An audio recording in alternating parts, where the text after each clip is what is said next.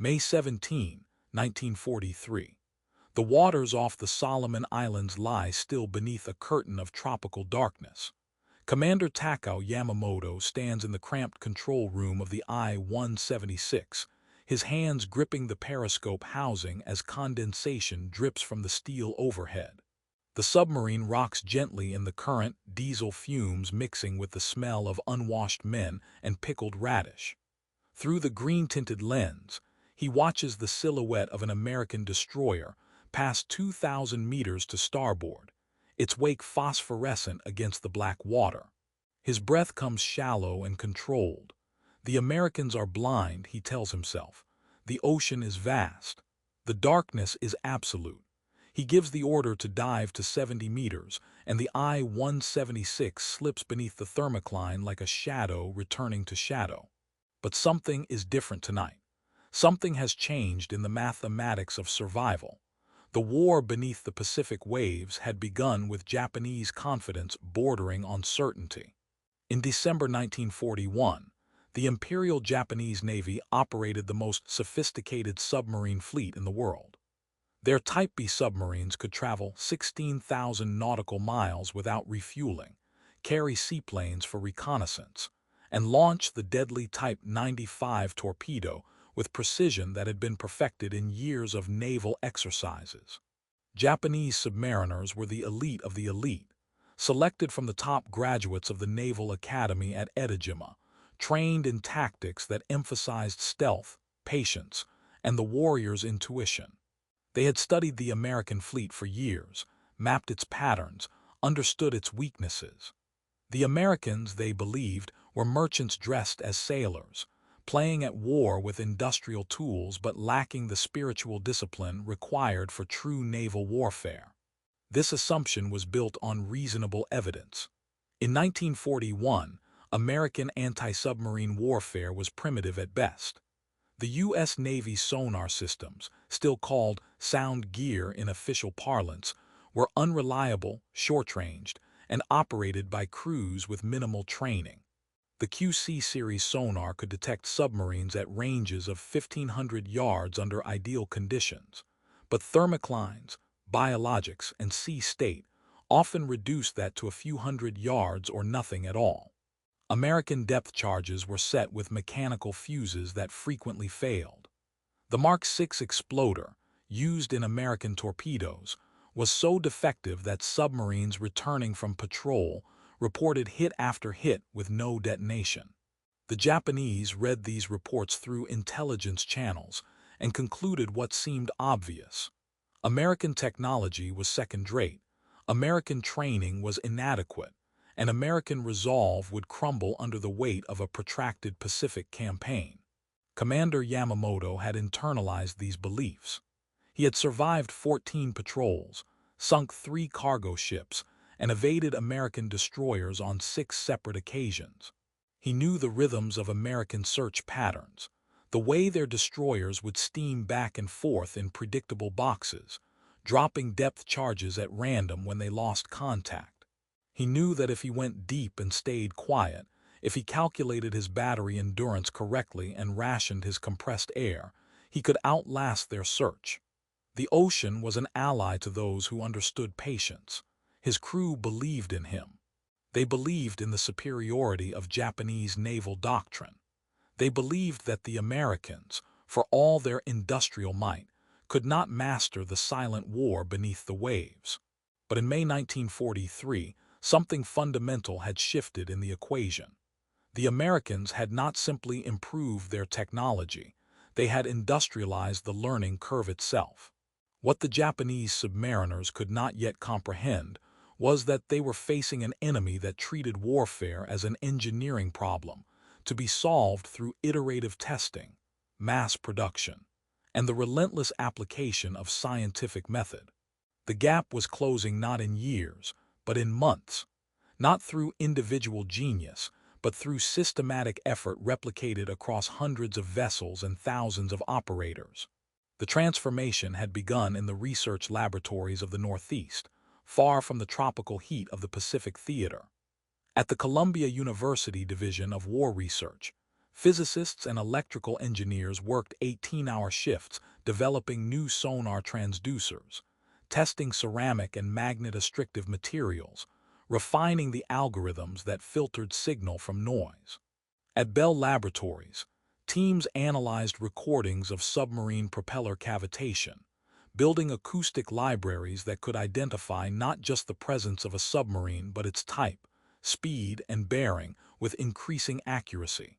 At the Navy's Underwater Sound Laboratory in New London, Connecticut, operators trained on simulators that replicated every possible ocean condition, learning to distinguish a whale from a submarine, a thermocline from a steel hull, the Doppler shift of an approaching target from the echo of their own transmission.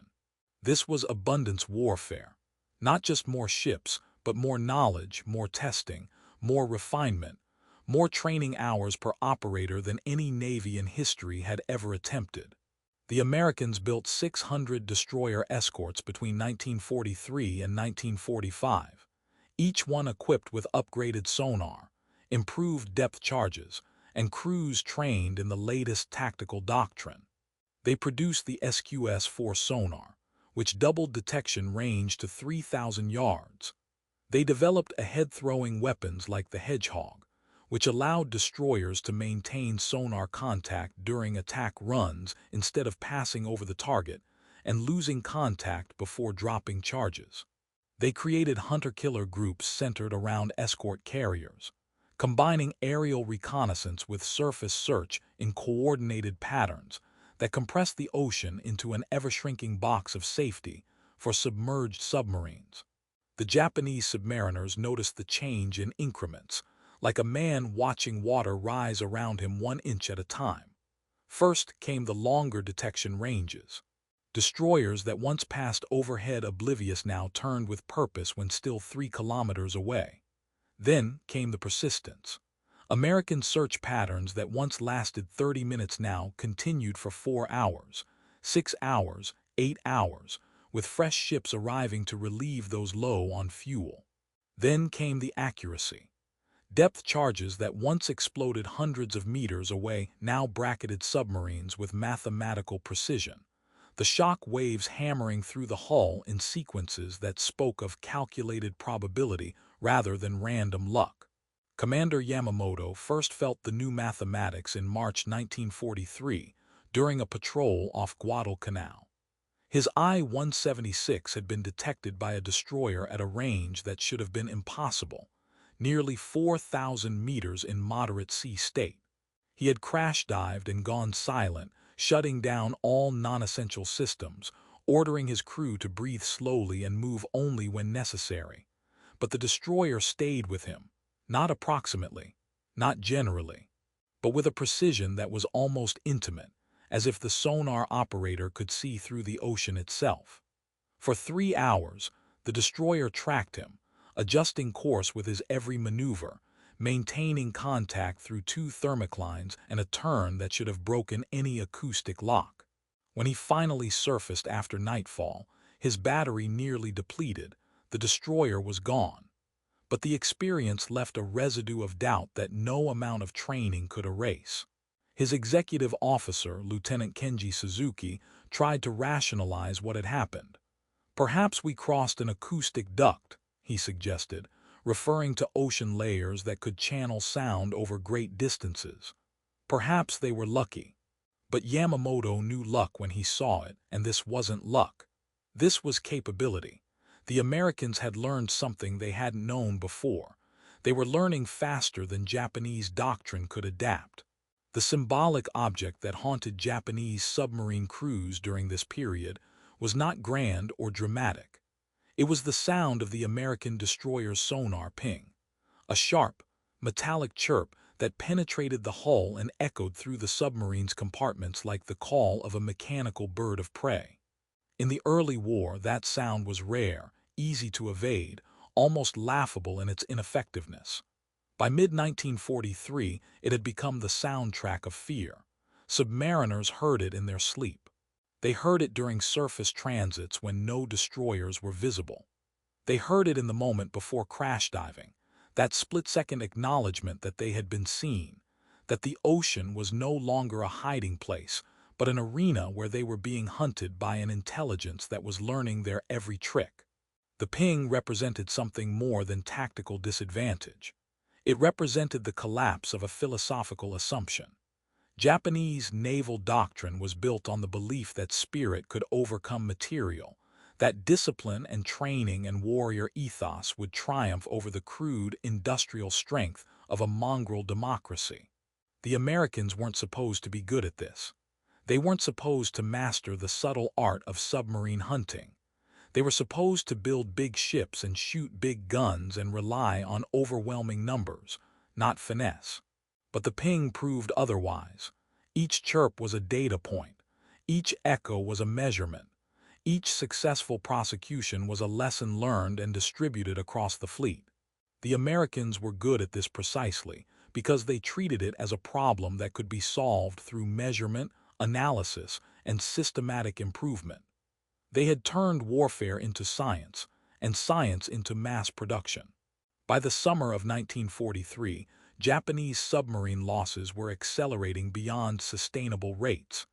In June, 3 submarines were sunk in the waters around the Solomons.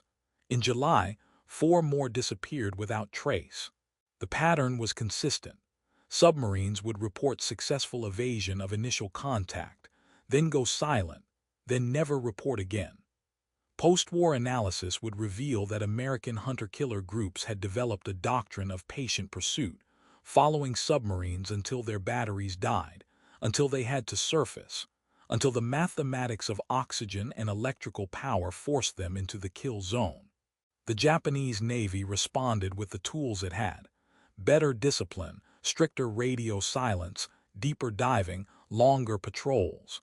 But these were tactical adjustments to a strategic revolution. The Americans weren't just hunting better. They were hunting smarter, sharing data across vessels through radio networks, using aircraft to locate surface submarines and vector destroyers to intercept points, employing operational research teams to analyze every contact and refine search patterns based on probability matrices.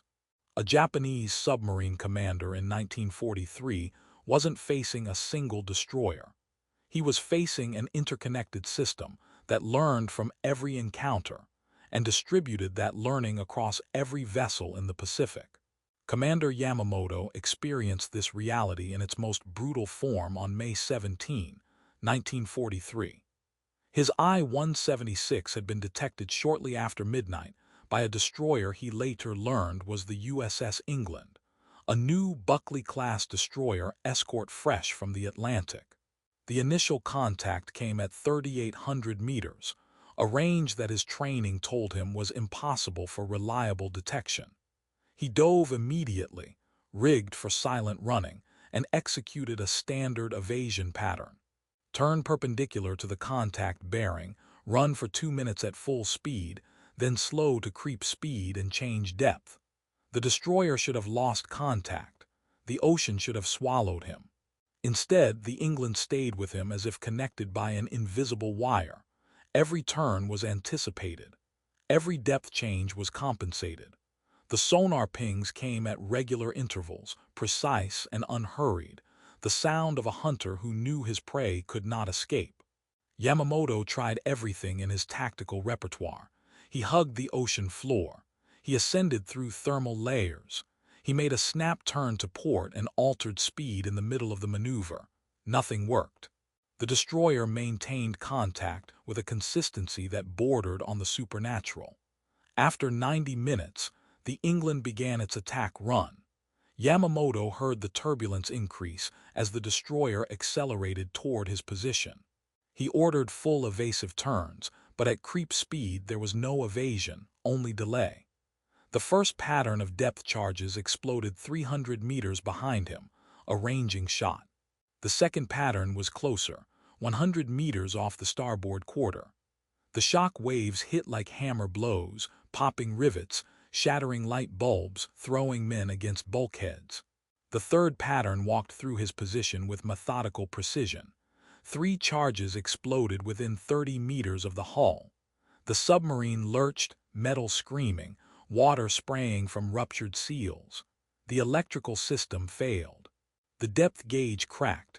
Men screamed in the darkness. But the I-176 survived. The hull held. Yamamoto kept his submarine on the bottom for 11 hours, breathing through CO2 scrubbers, rationing the last of his battery power. When he finally surfaced after nightfall, the destroyer was nowhere in sight. He transmitted a brief report to headquarters and headed for Truk at maximum speed. His submarine had survived, but something essential had been destroyed. The certainty, the assumption of superiority, the belief that Japanese training and spirit could overcome American industrial power. His report was classified and circulated among submarine commanders. The response from headquarters was predictable. Maintain discipline, trust your training, remember that one engagement does not define the war. But Yamamoto knew what the others were learning. The Americans had closed the gap. Not someday. Not eventually. Already. The ocean was no longer safe. The mathematics had shifted. A submarine that once had a 70% chance of evading detection now had a 30% chance. A submarine that once had a 50% chance of surviving a depth charge attack now had a 20% chance. The numbers were moving in one direction, and every month they moved faster. The acoustic ping, that sharp, metallic chirp, became the symbol of Japanese submariners' worst realization. It represented not just enemy capability but American adaptability. The ping was a question asked by the sonar, and the question was, "Are you there?" In 1941, the ocean absorbed that question and returned only silence. By 1943, the ocean returned answers with enough precision to guide weapons to within meters of a submarine's hull. The difference wasn't just technology, it was the systemization of learning. Every destroyer captain filed a report after every contact. Every report was analyzed by operational research teams. Every lesson was converted into new doctrine and distributed across the fleet. The Americans had industrialized knowledge itself. Japanese submariners began to speak of the ping in almost mystical terms. Some claimed they could hear the operator's intent in the frequency modulation, whether this was a casual search or a death hunt. Others swore they could distinguish between different sonar systems, identifying the England's SQS-4 by its particular timbre.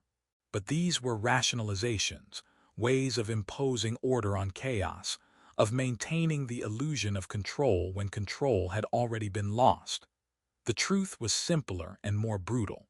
American sonar operators were getting better faster than Japanese submariners could adapt.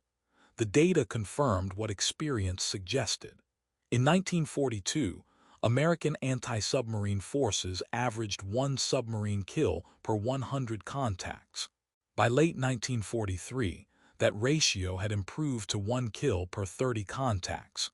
By 1944, it would improve to 1 kill per 12 contacts. This wasn't incremental improvement. It was exponential learning, driven by a system that treated every failure as a lesson and every success as a baseline to exceed. The Japanese Navy had no equivalent system. Individual commanders learned from their own experiences, but that knowledge died with them when their submarines were sunk. There was no feedback loop, no operational research, no systematic distribution of tactical innovations. The Japanese Navy in 1943 was fighting with the doctrine of 1941, while the Americans were fighting with doctrine refined weekly based on combat data from across the Pacific. By autumn 1943, Japanese submarines had effectively ceded operational freedom in the Central Pacific. Patrols that once lasted 40 days were cut to 20. Operating areas that once included the approaches to Pearl Harbor were restricted to the less patrolled waters around the Philippines and the South China Sea. Submarines that once hunted aggressively for American carriers now focused primarily on survival, returning to base if contacted by American anti-submarine forces, rather than attempting to evade and continue the patrol. The strategic submarine offensive that had been a cornerstone of Japanese naval planning had collapsed under the weight of American technological and tactical superiority. Commander Yamamoto survived the war, one of the few submarine commanders from 1941 who made it to 1945. In post-war interviews conducted by American naval historians, he spoke about the psychological transformation he witnessed in himself and his crew. "We began the war believing we were superior," he said through a translator. "We had better torpedoes, longer range, more experience. But by 1943, we knew we were being hunted by an enemy that learned faster than we could teach. The ocean became smaller every month. The ping found us deeper, tracked us longer, guided their weapons more accurately. We had spirit. They had system. Spirit cannot defeat system when system learns." The I-176 was sunk in September 1944 by the USS Softly, a destroyer equipped with the latest sonar and head-throwing weapons. Yamamoto was not aboard. He had been reassigned to training duty after his final patrol. The submarine was detected at 5,000 meters, tracked through 3 hours of evasion, and destroyed by a single hedgehog salvo that detonated against the hull before the crew could react. 47 men died. The Softly reported the kill, filed its contact report, and resumed patrol. The engagement was routine. By 1944, sinking Japanese submarines had become routine. The story of how American sonar closed the gap is not a story of individual genius or lucky breakthroughs. It is a story of systematic effort multiplied across an industrial democracy that treated warfare as a problem to be solved through measurement, testing, and relentless refinement. Every destroyer escort built incorporated lessons from the previous class. Every sonar operator trained on simulators that replicated conditions documented by previous patrols. Every contact was analyzed, every kill was studied, every failure was investigated. The American system converted experience into knowledge, knowledge into doctrine, and doctrine into capability at a speed that Imperial Japan, for all its warrior tradition and tactical sophistication, could not match. The acoustic ping remains an artifact of that transformation. Recordings exist in naval archives. The sharp metallic chirp of the SQS-4 sonar, preserved on magnetic tape from destroyer escorts long since scrapped. To modern ears, it sounds simple, almost primitive compared to contemporary sonar systems.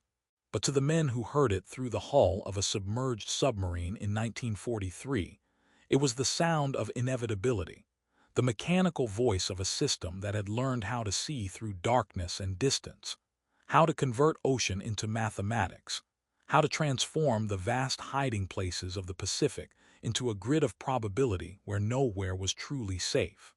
In the end, the gap closed not because American submariners were braver or Japanese submariners were cowardly, but because one system learned faster than the other could adapt. The Americans built institutions designed to extract lessons from chaos.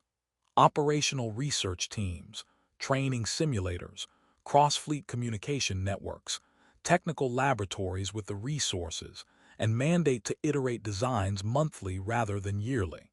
The Japanese built on tradition, on the excellence of individual commanders, on the belief that superior spirit would triumph over superior resources. Both were reasonable assumptions given their respective histories and cultures. But only one scaled.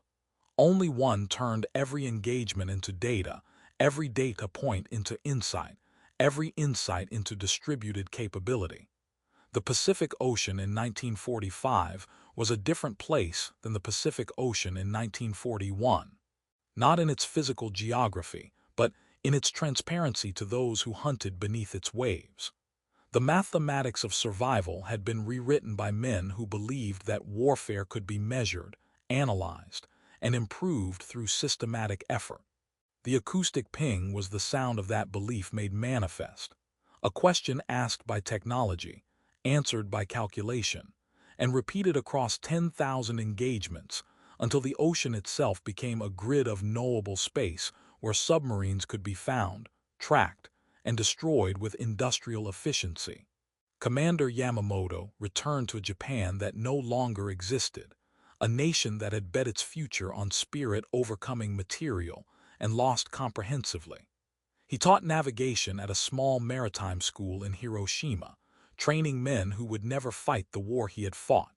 In his desk drawer, he kept a notebook filled with calculations, detection ranges, depth charge patterns, battery endurance tables, the mathematics of survival he had accumulated through 15 patrols. He never showed it to his students. What would have been the point? The war they were preparing for would be fought with different tools, different assumptions, different mathematics. But sometimes, late at night, he would open the notebook and read his notes from May 17, 1943, the night the England tracked him for 3 hours and nearly killed him. In the margin, written in pencil, were 4 words in English he had learned from captured American manuals. System defeats spirit, always. The ping echoes still in the memories of those who heard it, a sound that represented not just tactical defeat but philosophical transformation. It was the sound of abundance, abundance of resources, abundance of research, abundance of training, abundance of systematic effort applied to a problem until the problem ceased to exist. It was the sound of democracy at war, not through individual heroism but through collective capability, not through the excellence of the few but through the competence of the many. It was the sound of the gap closing, month by month, patrol by patrol, ping by ping, until the ocean itself became transparent and the silent war beneath the waves was won not through courage alone, but through the relentless application of measured, tested, distributed knowledge. The lesson transcended the specific technology of sonar or the particular tactics of submarine warfare. It spoke to a larger truth about what happens when industrial democracies mobilize not just their factories but their laboratories, not just their soldiers but their scientists, not just their courage but their capacity for systematic learning. The gap closed because one side built institutions designed to close it, designed to convert chaos into data and data into capability, designed to learn faster than the enemy could adapt. In that sense, the acoustic ping was not just a tactical tool but a philosophical statement, a declaration that warfare itself could be reduced to problems that could be solved through measurement, iteration, and the democratic distribution of knowledge. Commander Yamamoto died in 1987, an old man who had outlived his war and his empire. In his final interview, conducted by a graduate student researching Japanese submarine operations, he was asked what he remembered most about the Pacific War. He was quiet for a long moment, then said, "The sound, that sound they made, the ping. It got louder every month, it found us deeper, it followed us longer, we had no answer for it, we had courage, we had training, we had tradition. But they had system, and system won." The ping echoes still, not in the physical ocean but in the historical memory of what it represented. The sound of industrial democracy learning how to see through darkness, the sound of abundance applied to purpose, the sound of a gap closing between what was believed and what was true, between what was hoped and what was measured, between the warrior's faith in spirit and the engineer's faith in data. It was the sound of transformation, mechanical and impersonal, asking its question across the Pacific darkness, "Are you there?" And when the ocean answered, the answer was written in the mathematics of shock waves and shattered hulls, in the columns of submarine losses that mounted month by month, in the slow realization that the war beneath the waves was already lost not when the bombs fell on Hiroshima, but when the first American destroyer escort tracked a submarine for 3 hours and proved that the ocean was no longer a sanctuary, but a grid of measurable space, where knowledge defeated courage and system outlasted spirit. This was the truth that Japanese submarine captains couldn't believe even as they experienced it. That the gap could close so fast, that American sonar could evolve from primitive to sophisticated in the span of 2 years, that industrial democracy could learn and adapt and improve faster than warrior tradition could respond. They had expected an enemy that was rich but clumsy, powerful but unsubtle, strong but unable to master the intimate mathematics of submarine warfare. Instead, they found an enemy that treated their defeat as an engineering problem and solved it with the same systematic thoroughness that mass-produced Liberty ships and Sherman tanks and B-29 bombers. The ping was the sound of that solution, broadcast through the Pacific darkness, asking its question and waiting for the ocean to answer, converting echo into target, target into contact, contact into kill, until the mathematics were settled and the gap was closed and the war beneath the waves was won.